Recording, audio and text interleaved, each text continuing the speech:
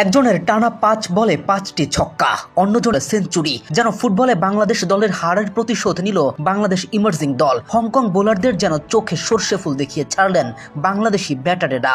ভারতের বৈভব থাকলে বাংলাদেশে আছে সোহান, হ্যাঁ হাবিবুর রহমান সোহান। মাত্র 35 বলে শতক হাঁকিয়ে তিনি নিজের উপস্থিতি জানান দেন। চলমান ইমার্জিং এশিয়া কাপে 32 বলে সেঞ্চুরি হাঁকিয়ে যেন পুরো আসরের আলো একাই নিজের দিকে টানছিলেন ভারতীয় ইয়াংস্টার বৈভব। 42 বলে 144 রানের ইনিংসের পরে যেন টুর্নামেন্টে বিজয় একতরফা লাগছিল দর্শকদের কাছে। তবে ঠিক তার পরের দিনই হংকং এর বিরুদ্ধে সেঞ্চুরি হাঁকিয়ে একতরফা আলোচনাকে নিজের দিকে টেনে নেন সোহান। শুরুতে ব্যাট করতে নেমে 8 উইকেট হারিয়ে 167 রান সংগ্রহ করে হংকং। ফলে বাংলাদেশের সামনে লক্ষ্যমাত্রা দাঁড়ায় 168 রানের, যা আপাত দৃষ্টিতে বাংলাদেশের জন্য বড় টার্গেট মনে হলেও যেন চোখের পলকে হেসে খেলে দারুণ উদ্যমে রীতিমতো বোলারদের শাসন করে জয় ছিনিয়ে নেয় বাংলার যুবারা। জিসান আলমকে সঙ্গে নিয়ে ওপেনিংয়ে আসেন হাবিবুর রহমান। 14 বলে 20 রান করে জিসান আলম ফিরে গেলে ব্যাটিংয়ে আসেন জাওয়াদ আবরার।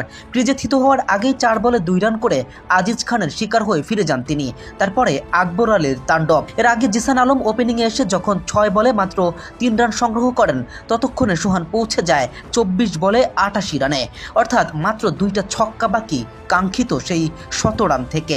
শেষ 12 রান করতে 11 বল খরচ করেন এই ব্যাটার। কেননা এর মাঝে বাংলাদেশ দলের উইকেট চলে যায় 2টি। যদি আর একটু সঙ্গ দেয়া যেত, যদি আর একটু নির্ভর রাখা যেত, তাহলে কি হয়ে যেতে পারতো না ইতিহাসের সবচেয়ে দ্রুততম টি20 সেঞ্চুরির রেকর্ড? সে যাই হোক, 35 বলে শতকও দেশের ইতিহাসে সবচেয়ে দ্রুত। ইনিংসটি খেলতেই ওপেনার হাঁকিয়েছে 10টি ছক্কা, সাথে ইনিংসটি আরো অলঙ্কৃত করতে করেছে 8টি চারের মার।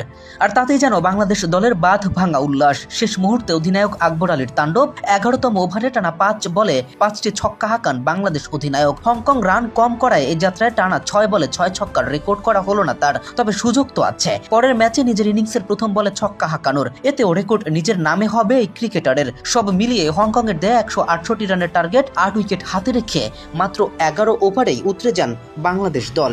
এতে যেন ভারতীয়দের রেকর্ড 297 রানের রেকর্ডও হুমকির মুখে। তারা ভাবতেই পারে আগে বাংলাদেশ ব্যাট করলে আসলে তাদের এই রেকর্ডও হয়তো ভেঙে দিত বাংলাদেশ। দিন শেষে এমন দাপুটে জয় নিঃসন্দেহে আনন্দিত করে গোটা দেশকে। আর জয়ের ধারা অব্যাহত থাকার প্রত্যাশা সবার। সেই সাথে প্রতিভার উপযুক্ত যত্ন ও সম্মান যেন সুনিশ্চিত থাকে, সে নিয়েও প্রত্যাশা ভক্তদের। কেম রাফিন, খেলার পাতা।